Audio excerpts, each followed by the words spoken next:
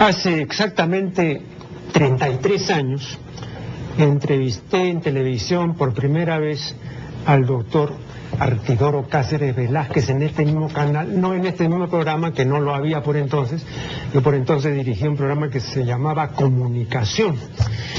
Después lo entrevistaba a Cáceres repetidas veces y hoy nuevamente es mi distinguido invitado.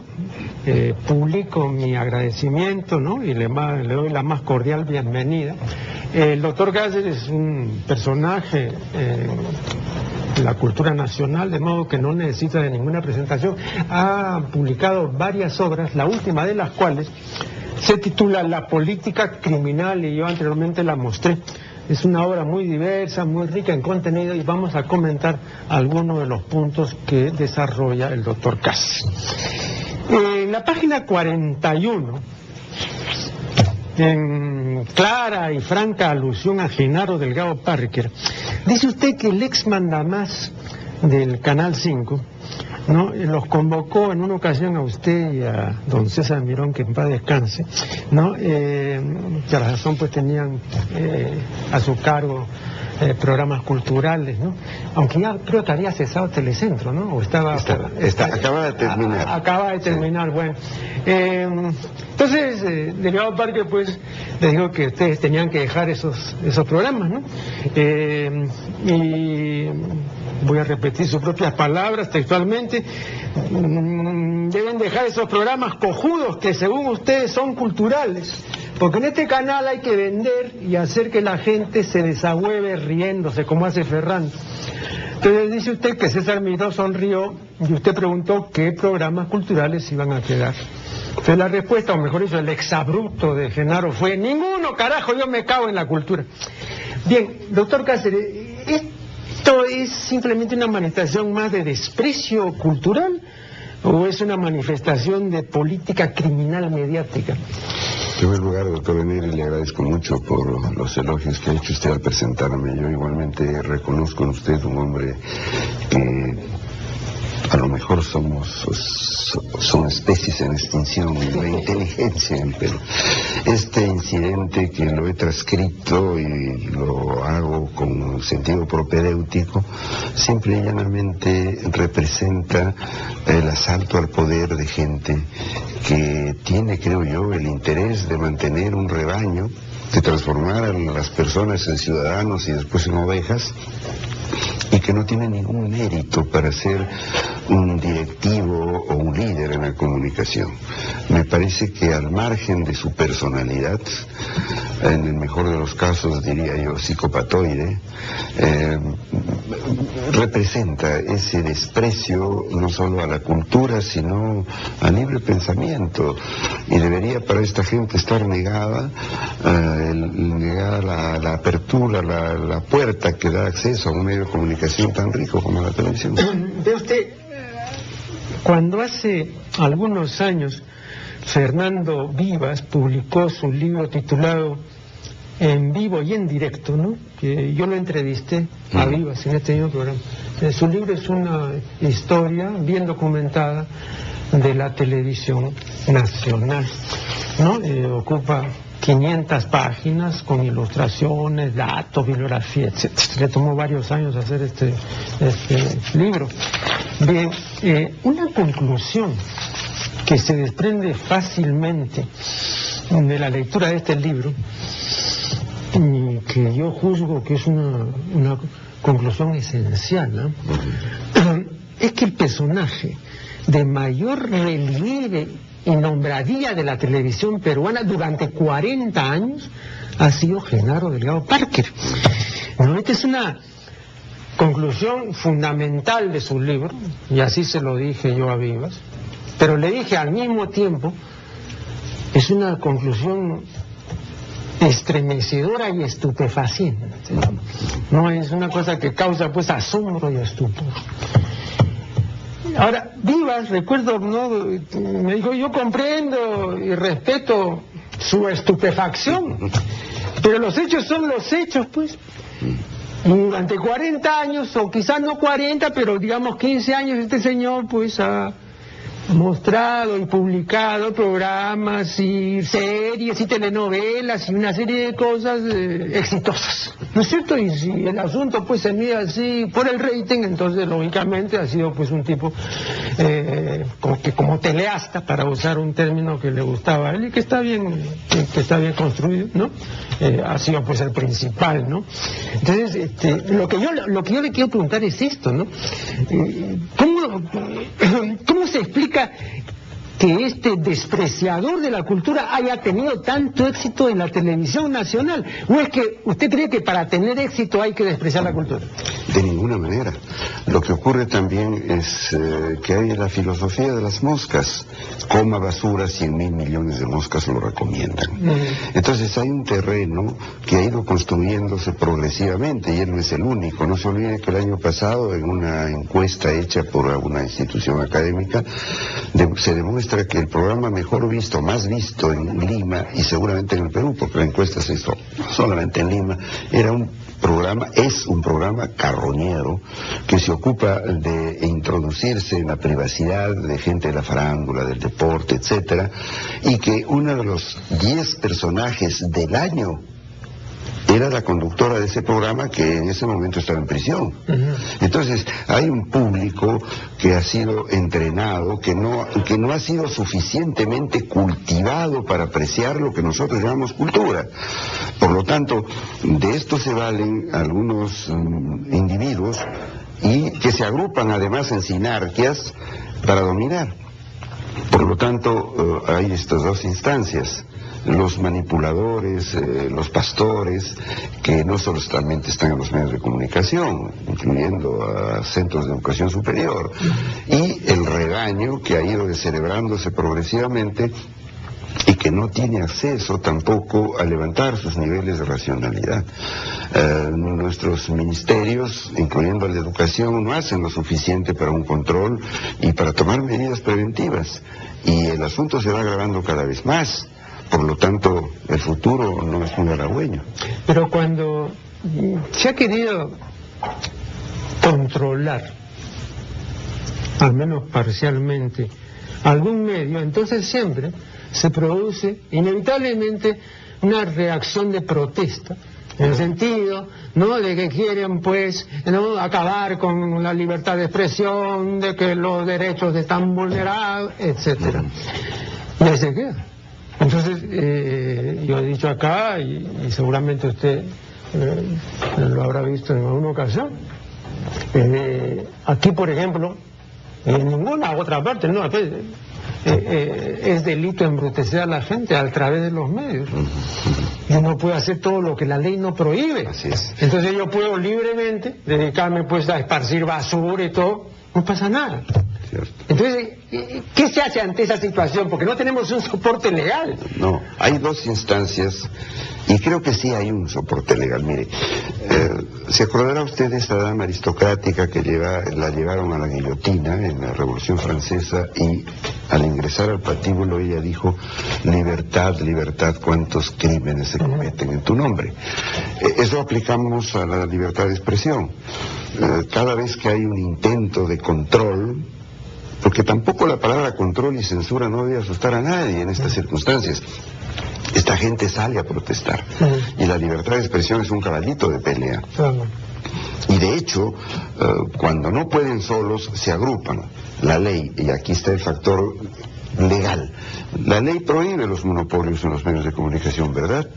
Y sin embargo usted sabe que hay familias, que hay sinarquias, que hay grupos que controlan periódicos, canales de televisión, emisoras de radio, de tal manera que cuando hay un problema que toca sus intereses, todos a una.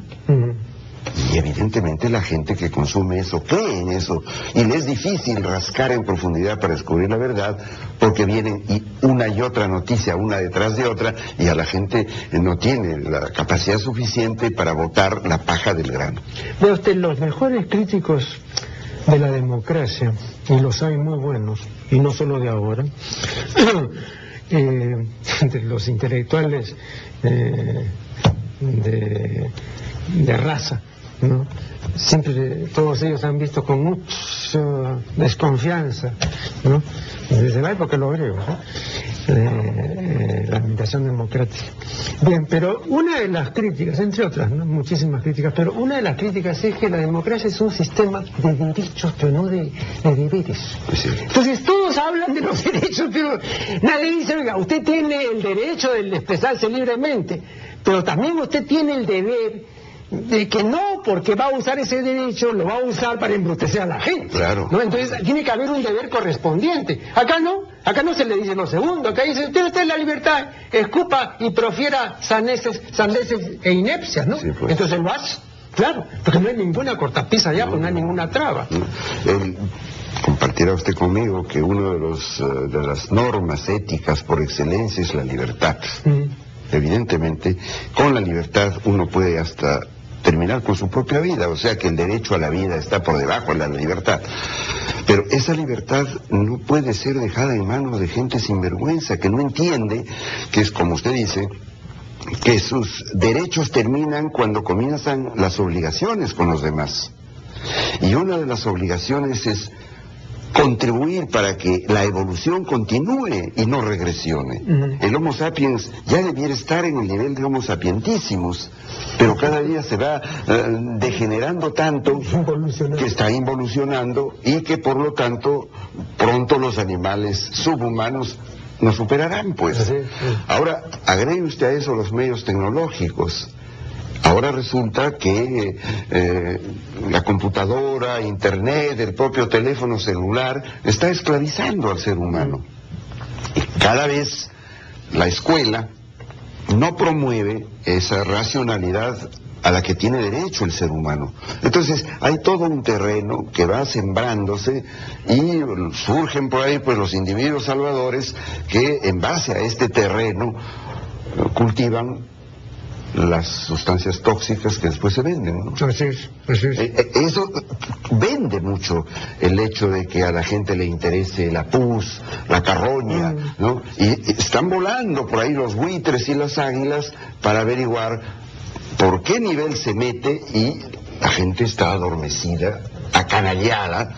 Fíjese que en Estados Unidos en los años 70 se formó, antes todavía, una asociación que se llama los Couch Potatoes. Gente que estaba empecinada en decir que la televisión no debe ser un vehículo de cultura ni de racionalidad, sino de diversión. Que hay que divertirse. Y aquí hay mucha gente que todavía maneja lo que nuestro común amigo, seguramente el gordo Pocho, decía, hay que darle a la gente lo que la gente quiere. Ese es otro instrumento fatal. Completamente. ¿No?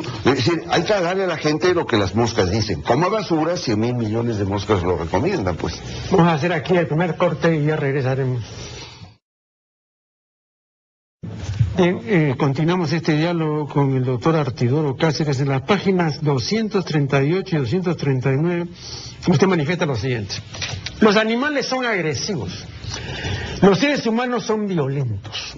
La agresividad es constructiva, está al servicio de la supervivencia, sirve para el desarrollo individual, para la selección natural.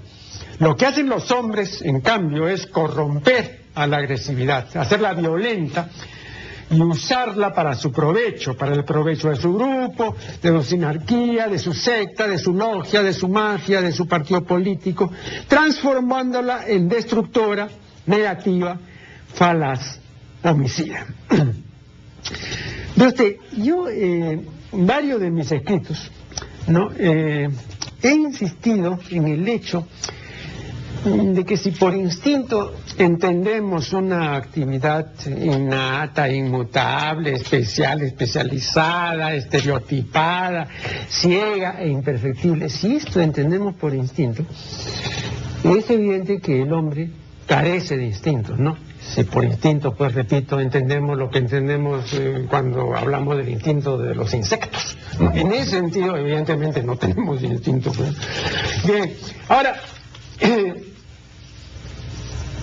la pérdida, ¿no?, del instinto en el ser humano posibilitó el nacimiento de la llamada inteligencia superior, que es, pues, como usted comprenderá, filogenéticamente más conveniente, más plástica, más apropiada para la acción y para el desarrollo de la especie, ¿no? Entonces, en cambio, el instinto, a diferencia de la inteligencia, pues es rígido, automático, ¿no? No se equivoca, ¿no? Pero es ciego, ¿no? En cambio, la inteligencia, pues, es más maleable, ¿no? Loren, recuerdo, que dedica todo un ensayo muy interesante sobre esto, ¿no? Dice que nunca ha podido comprobar una especie en la que ambas cosas estén en funcionamiento, ¿no es cierto? Una trae consigo, digamos, la desaparición de la otra, porque filogenéticamente conviene más, ¿no? Cuando no conviene más, la especie se extingue, porque sencillamente ya no ha podido, digamos, enfrentar adecuadamente, ¿no? Su medio. Ahora, esto implica que en el ser humano no se pueden corregir automáticamente los desaciertos o errores, ¿no? Si el ser humano fuese instintivo, entonces esta corrección obraría inmediatamente, ¿no? Y se corregiría, pues, el error, si es que lo hubo, pero no lo puede haber porque justamente el instinto lo impide. Pero desde el momento en que usted dota a un ser de facultades superiores como la inteligencia, entonces también lo dota de la posibilidad del acierto o del desacierto, claro, porque ya no está, pues, bajo el dominio estrictamente instintivo. De acá la perseverancia en el error, ¿no es cierto? Entonces el ser humano comete un error y lo sigue cometiendo 20 años, ¿no? Entonces no tiene ningún mecanismo o ningún servomecanismo, ¿no? Que permita que controle y que corrija ese error o ese desfase, y entonces lo sigue cometiendo. Entonces, el ser humano no es instintivo, pues tampoco es una máquina, porque no tiene servomecanismo. Y entonces, ¿cuál es el único sistema de control que tiene el ser humano? La razón, la inteligencia, la reflexión, la voluntad, la creatividad. Claro, pero todo eso puede ser muy lindo, ¿no? Entonces eso bastaría remontarnos, doctor Cáceres, 30.000 años nomás, para no irse más allá, ¿no? Desde el Paleolítico superior acá, ¿no? Eso ha demostrado en 30.000 años que son mecanismos de control ineficientes, muy lentos, y que realmente no terminan corrigiendo nada, ¿no? Y más bien agravan el problema, ¿no? Entonces, esto es lo que yo quiero someter a su consideración, ¿no? Si nosotros no tenemos un gran sistema de control automático, porque ya no somos animales instintivos, ni tampoco tenemos un servomecanismo automático, porque tampoco somos máquinas, sino que tenemos facultades superiores como la inteligencia, que supuestamente nos permitirían obrar en consecuencia y bien, pero también nos permiten obrar mal. Entonces, ¿usted cree que con el aprendizaje, con la corrección, con la insistencia en tal o cual medida, puede enderezarse el ser humano conductualmente? Yo soy optimista, doctor Negri. Todavía mantengo la resolución de continuar esperanzado. Es posible que eso nos haga ser jóvenes en el sentido no cronológico. Doctor, una interrupción brevísima, ¿no? Digamos, tal como yo planteé el asunto, mi prospección es negativa. Claro. Pero la prospección, como usted lo sabe también perfectamente, se basa en lo anterior. Claro. O sea, nosotros hacemos una retrospectiva, una retrospección, y sobre esa base podemos proyectarnos al futuro de lo que puede ocurrir. Sí, pues. Entonces, el pronóstico por ahí no puede estar bien, porque no, lo que llaman en hípica, pues los aprontes, ¿no? Un animal que no tiene buenos aprontes, claro, ¿por qué va a ganar, no? Sí. Pero simplemente 3 datos que pueden abrir este camino a la esperanza, ¿no? ¿Cuánto tiempo ha durado el hombre para poder estar en la luna? ¿Cuánto tiempo hemos podido esperar para hacer un trasplante cardíaco? ¿Y cuánto tiempo para conocer lo que es el genoma humano? Entonces, aquí hay elementos evolutivos favorables a la cosecha humana, pero también la etología, que es la referencia que usted hace, la disciplina que estudia conductas, comportamientos y en la medida de lo posible la mente de los seres vivos, nos hace ver que hay una fuerza, un potencial innato que da una serie de aptitudes y de talentos y de genialidades, pero que es importante el aprendizaje en el sentido de cambios de conductas, comportamientos y mentalidades en base a experiencias, y que esas experiencias tienen, según la etología, un momento preciso y un estímulo específico. Es lo que en psicología, en etología se llama el imprinting, el troquelado, la impronta.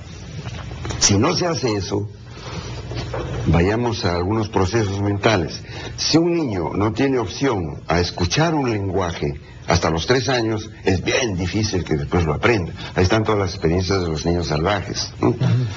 En la marcha es igual. En todas estas actividades en las cuales se necesita el estímulo específico, como la visión de un rostro, o en el caso de las aves, el movimiento, para poder desarrollarse. El aprendizaje tiene que ser temprano, y para eso se requiere quien, en nombre de la cultura, le enseña al ser humano que tiene potenciales. Entonces, yo invento esta fórmula, el potencial y el aprendizaje en el sentido constructivo, porque usted puede aprender a matar, cualquiera puede aprender a robar. Entonces el aprendizaje tiene que ser un cambio de conducta, comportamiento y mentalidad hacia lo positivo, constructivo, evolutivo, no hacia la destrucción. Si un niño a los 3, 4 años ve que sus padres se emborrachan todas las semanas o todos los días, él va a lograr ese aprendizaje. Entonces, hagamos que el potencial tenga un aprendizaje hacia esa evolución. Los dos factores, el potencial instintivo o como se le llame, y el aprendizaje, me van a desarrollar capacidades. Perdón, pero una observación. Y voy a aducir el caso de los Estados Unidos. En los Estados Unidos hay alrededor de 300 millones de habitantes. Según las últimas investigaciones acerca de la tenencia de armas en manos de particulares, hay 300 millones de armas en manos de particulares. Claro. Bueno, imaginemos a un niño que nace en este ambiente con 300 millones de armas. Va a aprender a manejar un arma.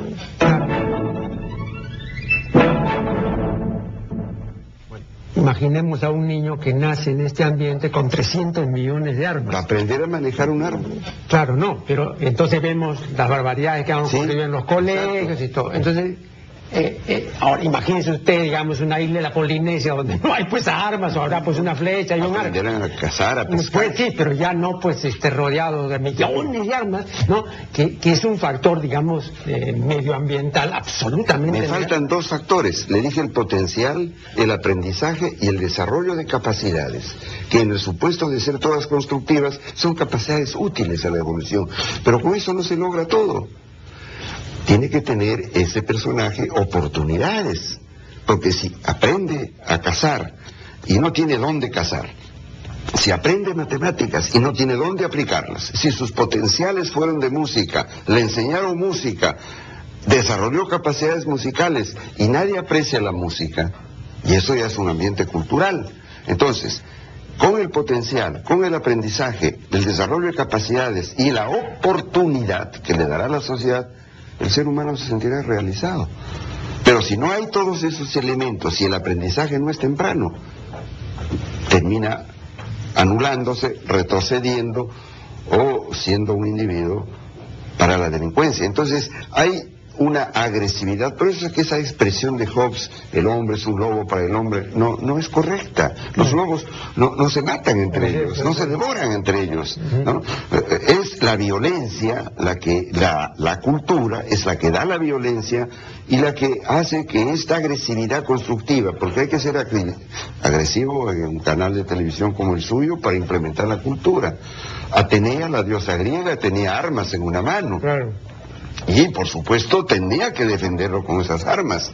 Es evidente que hay muchas personas que no gustan de tener el esfuerzo necesario para seguir progresando. También se ha dicho que triunfo sin sufrimiento no es gloria. Entonces, de hecho, la imposición de la cultura necesita los elementos suficientes, inclusive positivos, para poder avanzar. Vamos a hacer acá un nuevo corte y ya regresaremos. Estamos dialogando con el doctor Artidoro Cáceres. Cuando yo le mencionaba al doctor Cáceres que en los Estados Unidos hay en manos de particulares 300 millones de años, ¿no?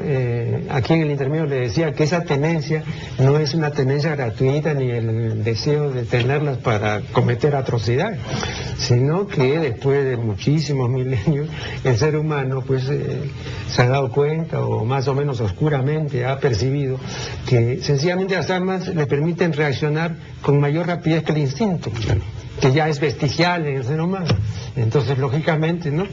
Para poner el caso que Denker creo que ponía el caso, ¿no? Cuando uno sale un fin de semana a cazar conejos, ¿no es cierto? Entonces, lo propio sería cazarlos, ¿no?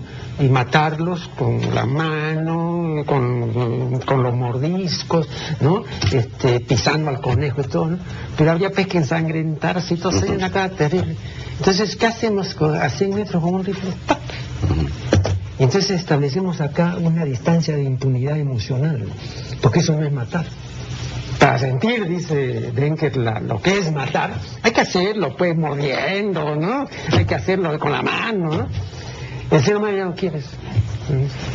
Entonces, esa es la gran ventaja de las armas, ¿no? Claro. Entonces, por eso le digo yo, es peligrosísimo que un animal que ya no tiene controles automáticos tenga el arma que le acorta el asunto, ¿no? Pero para eso está pues la cultura que nos dice, este es un cuchillo que se llama bisturí y este es otro cuchillo que no es para salvar vidas, sino para matar. Aplícalo eso en la televisión. Si nos da la tecnología este medio extraordinario, que debe servir para progresar, para evolucionar, pero lo pone usted en manos de farsantes, lógicamente que ese instrumento sirve para cosas que son mucho más instintivas en el sentido de ceguera y de irracionalidad.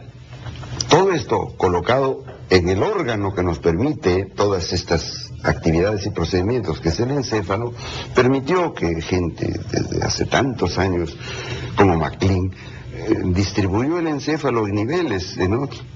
La parte de los reptiles, la parte de los vertebrados, la parte de los mamíferos, hasta llegar al lóbulo prefrontal.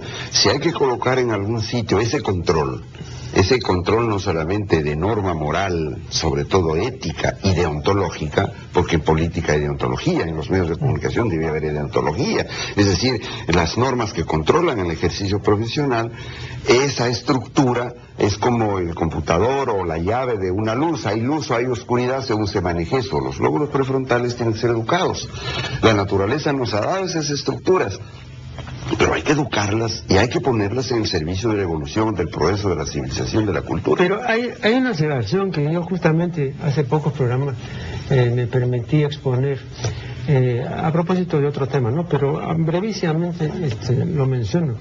Está bien, hay una parte importante que concierne al aprendizaje. Pero los etólogos han insistido en el hecho de que hay ciertas cosas que el hombre no aprende, o que le cuesta mucho trabajo aprender. Por ejemplo, el hombre aprende cuando su relación es no personal, cuando su relación es con la naturaleza, y ha podido dominar la naturaleza, cuando relaciones con el espacio, usted mencionaba hace un poco que se fue a la luna, claro, pero es que es impersonal, o sea, es una cuestión tecnológica, ¿no? Pero en eso ha hecho avances extraordinarios. Pero en su trato con los demás, en su deseo de encontrar la pareja que le convenga, sigue siendo un ser primitivo. Entonces dicen los etólogos que eso no se debe a que no aprendió ni nada, sino que hay programas, digamos, en los cuales esa posibilidad no está expuesta, por lo menos claramente no está. Entonces el hombre, para aprender eso, le costaría un tremendo esfuerzo, ¿no? y como el ser humano tiene un rechazo visceral a hacer esfuerzos, ¿no es cierto? Gran parte del atractivo de toda esta cibernética, informática, es costo cero. Sí. Entonces usted se acostumbra a que todo es gratis, ¿no? Entonces igual, ¿no? Esforzarse le cuesta ahora más que nunca al ser humano. Entonces yo veo ahí que esa dificultad de que usted, que en general es ocioso, ¿no? Va usted a pedirle que... No, bueno... Yo le digo que sea imposible, ¿no? Le comentaré que una de las personas que me ha educado fue mi abuela materna, que me decía, cuando me recriminaba y hasta me jalaba los pelos, me decía: hijito, en una mano la miel y en otra la hiel. Esto implicaba que el castigo es también un instrumento de aprendizaje y de represión. La educación ha ido, se acordará usted del famoso doctor Spock, que decía: si un niño rompe un vaso, dele otro y otro y otro hasta que se canse. Después, en los últimos años de su vida, pidió disculpas por haber llevado al pueblo norteamericano con esta educación a buscar obsesivamente placer. Entonces, hace un rato dije que triunfo sin sufrimiento no es gloria. Hay un sufrimiento muy importante, que es necesario que se eduque, que se entrene, y desgraciadamente cuando el ser humano, sin esta educación, sin esta base, sin estos cimientos, obtiene poder, y volvemos al caso de los políticos, el poder los enceguece. El poder les hace creer que son tan todopoderosos que son capaces de agarrar un arma y matar.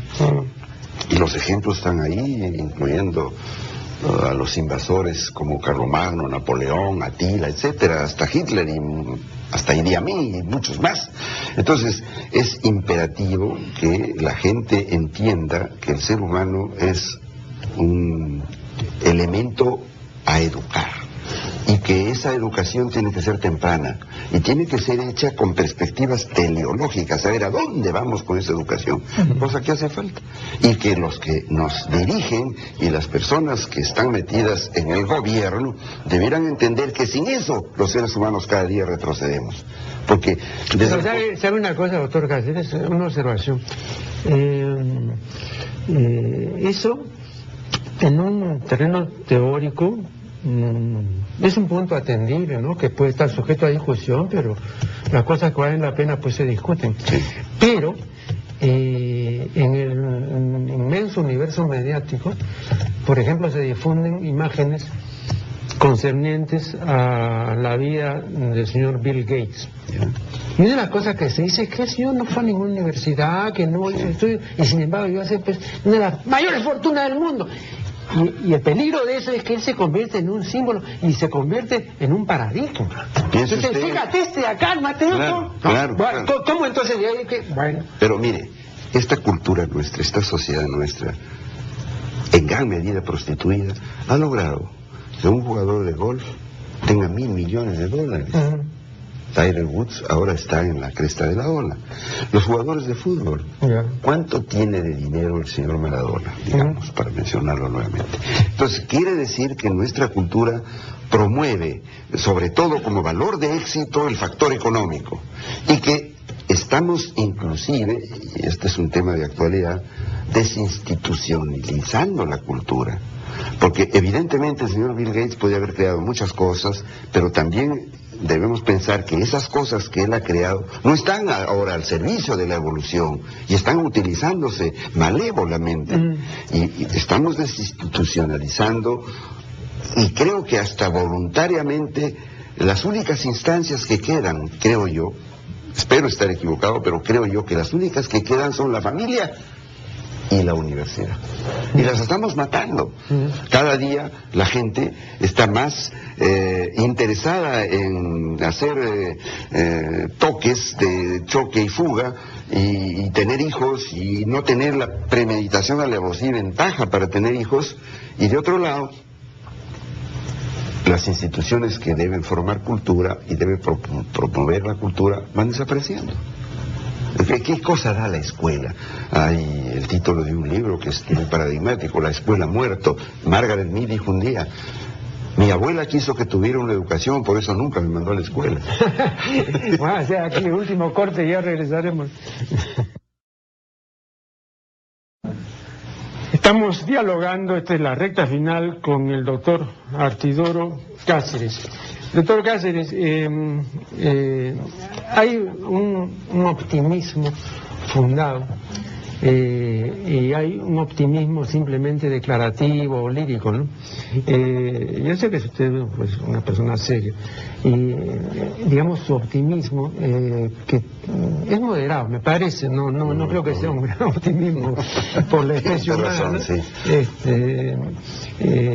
Lo lleva pues a vislumbrar un futuro. Le digo esto porque la última vez que entrevisté a Fernando Silas Antisteban, que en paz descanse, la última pregunta que le hice fue: dígame, doctor Fernando Silas Antisteban, ¿qué porvenir tiene nuestra especie? Nuestra especie, me dijo, ninguno. No, ninguno. Acaba de publicar un libro que se llama ¿qué es? El mamífero, no, algo relacionado con los monos, ¿no? Responsable, que somos nosotros.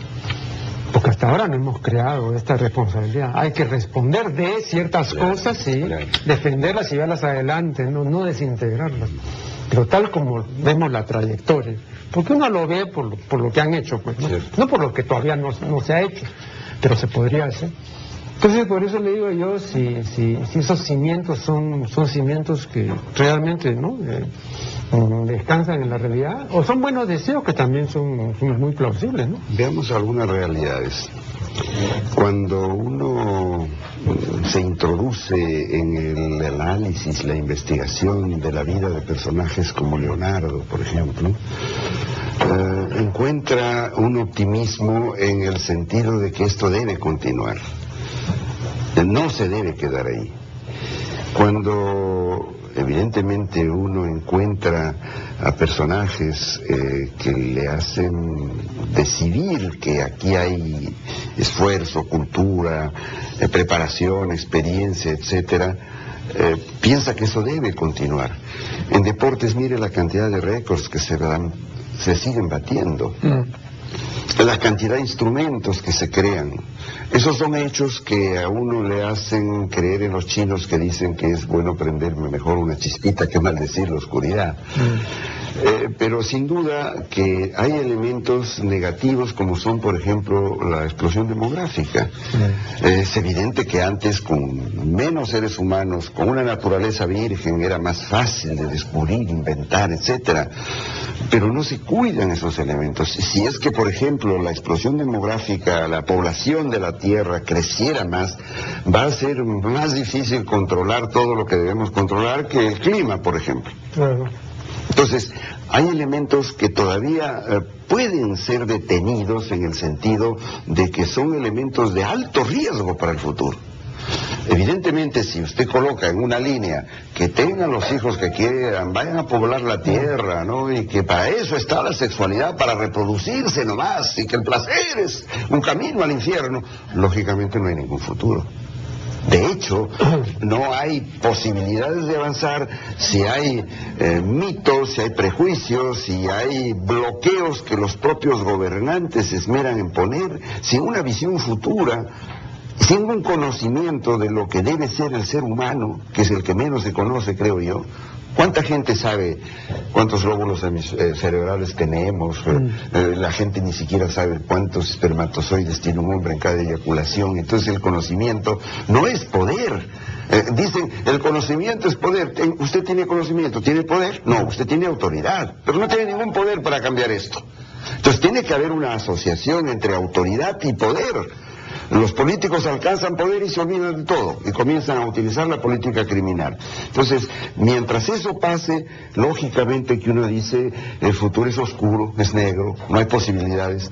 Pero yo creo que estamos todavía a tiempo, doctor, para sembrar una semillita, prender esa chispa y continuar en la esperanza que esto pueda cambiar. Yo recuerdo que la última vez que estuve acá, el profesor Mario Monge me decía que uno de los espectáculos más corrientes hoy en día y más incongruentes y tal vez grotescos sea ver a multitud de seres humanos sentados horas y horas frente a la computadora.